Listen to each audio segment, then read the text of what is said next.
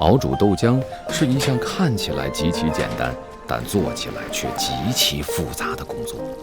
也没有豆腥味儿，我儿子不吃豆腐脑，有时候都来这儿吃。豆香和豆腥一字之差，是20年的经验，也是关于豆、水、粉三者的帽子戏法。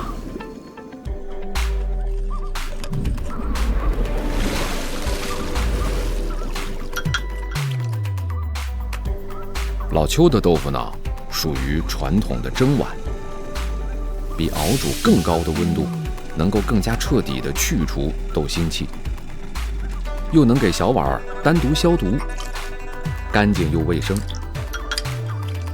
这不是老邱的文艺复兴，这是老邱对你的关心。